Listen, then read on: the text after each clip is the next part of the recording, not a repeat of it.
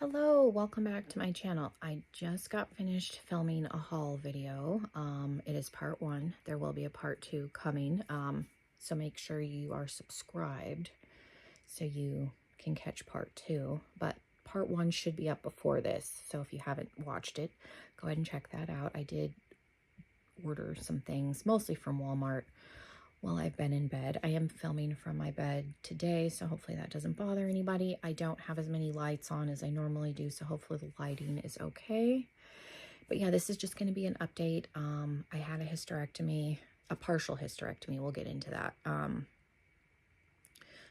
A week ago. I'm 1 week post-op, so I'm going to talk about the surgery, how I've been doing, how Mike's doing, how the kids are doing. So if you're interested to see how life has been going, stick around.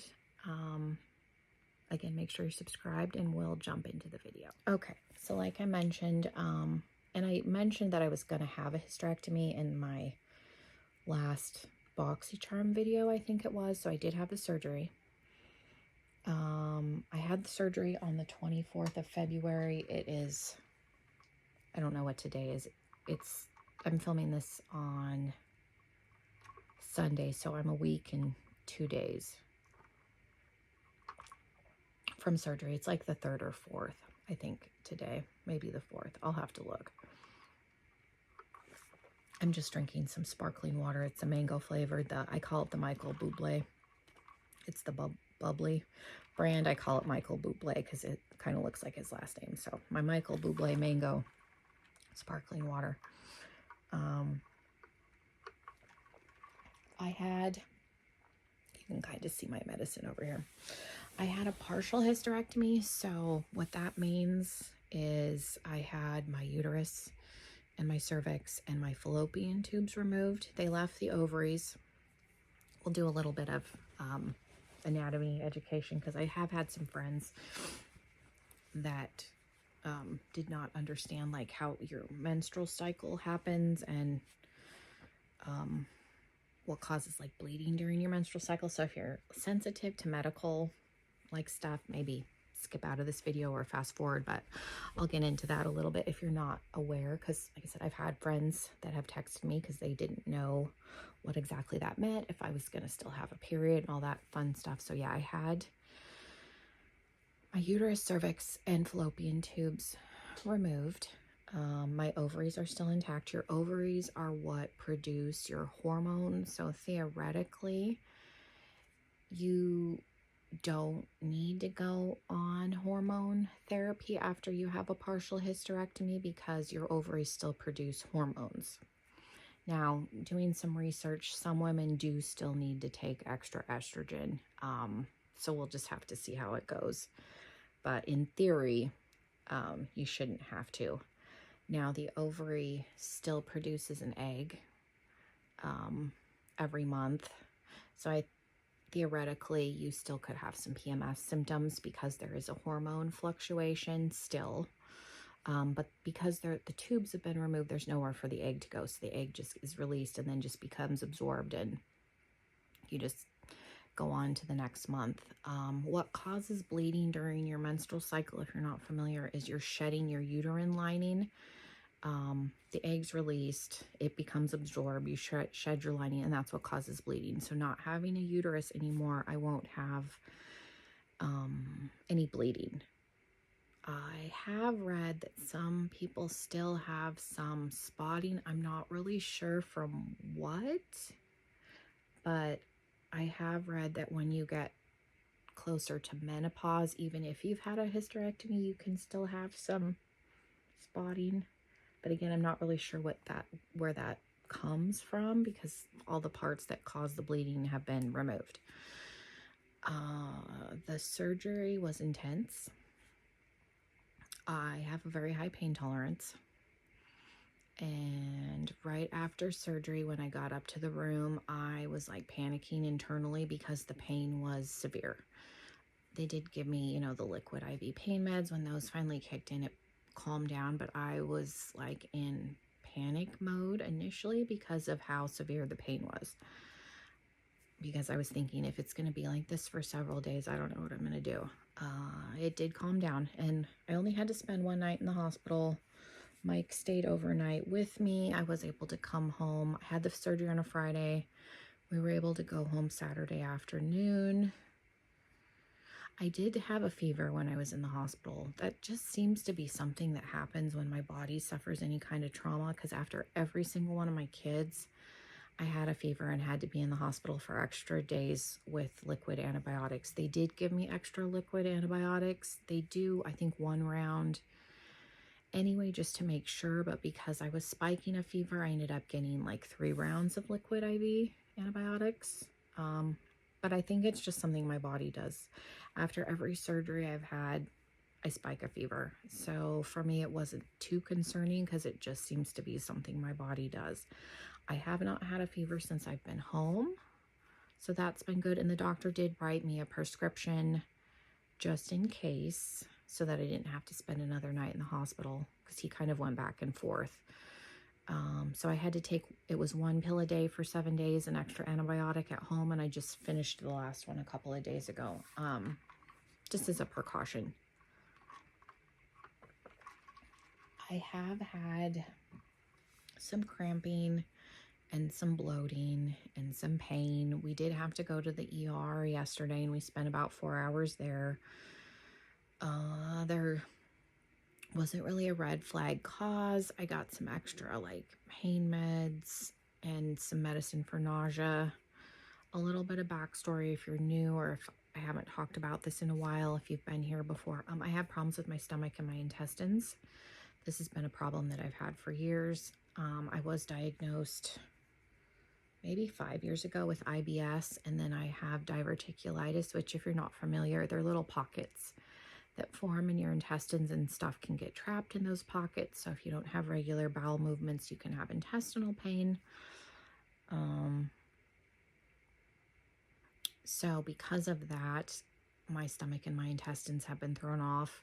If I don't sleep well, I have stomach and intestinal problems. I have to be careful about what I eat anyway. So the surgery has just thrown my body in kind of a loop. I think it's, again, from having things removed, and then you have a space where your uterus used to be. So, you know, intestines are shifting, bladder is shifting, other organs are kind of shifting to fill in the space. So I think that is causing some of the issues. My intestines have been super swollen, and the doctor did acknowledge at the ER that my stomach and my intestines were swollen and inflamed. There was no like inherent cause.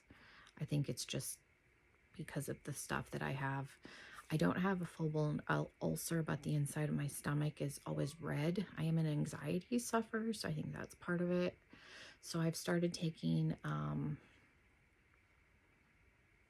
it's an enzyme. My pancreas doesn't produce a certain enzyme, and so I tend to have nausea when I eat. Doesn't matter what I eat. So I've started taking that again to kind of see if that helps alleviate some of the nausea that I've been having. I'm okay when I wake up in the morning, and the second I eat anything, it doesn't matter what I eat, I'm super nauseous. So we're trying to see if that'll go back to normal.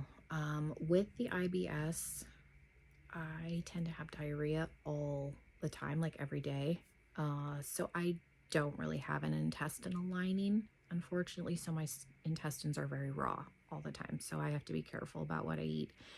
Anyway, there is medication that you can take, but the medication can make you constipated. And me having diverticulitis, it's better for me to be regular and just go every day and have loose stool than it would be to take the medication and be constipated and not go every day, because then that causes more pain. I did talk to my gastroenterologist. He agreed that that was probably a better route. So I try to take probiotics every day. That makes a difference.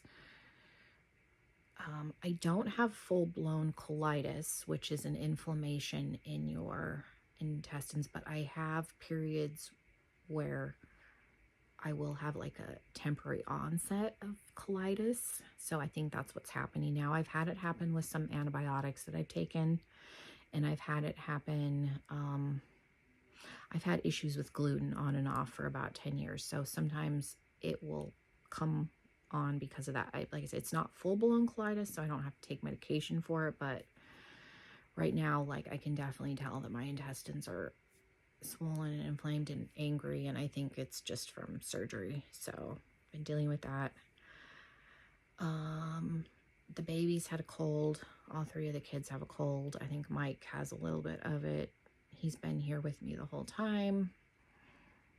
So we're adjusting. Like I said, I'm a week into post-op. It's an intense surgery. I don't know why I thought it would just be one of those things where I would be just fine right after. I've pretty much been in bed on and off the whole time. Very, very intense. I've been trying to be good about not lifting. I'm not supposed to lift anything over 10 pounds, which the baby weighs 15. So I can hold her, but I'm not supposed to like pick her up. So Mike will hand her to me, and I have lifted her a couple of times and I definitely feel it later. So I'm trying to be better about not lifting anything. It's hard because I'm not somebody that can just sit around when there's like stuff that needs to be cleaned or put away. So that's been challenging, but the doctor did tell me before surgery that for me it would probably be an 8-week recovery. Sometimes it's only 6. He told me for me, and my body would probably be closer to 8. So I still have like 7 weeks to go. It's just slow, very, very slow recovery. Like I said, it's already been a week and I'm better, but not to the point where I could like go out and walk around a whole bunch. So very, very slow recovery. But I am still here. I am going to try and film some videos. If I feel better this week, I'm going to try and do some more. I actually put makeup on. We'll see how it goes. Some days are definitely better. It's weird. I'll have a really, really good day where I feel fine and I can get up, and then the next day I feel absolutely like horrible. So it's very much 1 step forward, 2 steps back kind of a situation. So I'm just taking it slow. And that's all I can do. So I appreciate those of you that are still here. There was a long gap in videos after I had my last child. So I am trying to film some stuff just to keep content up on my channel, keep you guys engaged, let you know how I'm doing. So my channel, I'm trying to get to 2,000 subscribers. That's my goal for this year. So the way to do that is going to be to put out more content. So I'm trying to be better about posting what I can when I can to keep stuff going up every week. So hopefully this isn't too boring, but I just wanted to let you guys know how I'm doing. So I hope everybody is doing well, and I will probably do another update video next week when I hit the 2-week mark. So we'll do that, and then again, like I said, there will be a part 2 haul video when the rest of the stuff that I got comes in. So yeah, let me know how you guys are doing. I hope everyone's doing well. Hopefully everybody had a good Valentine's Day. Make sure you're subscribed if you're not already, and hopefully I will see you in another video very, very soon. Bye, everybody.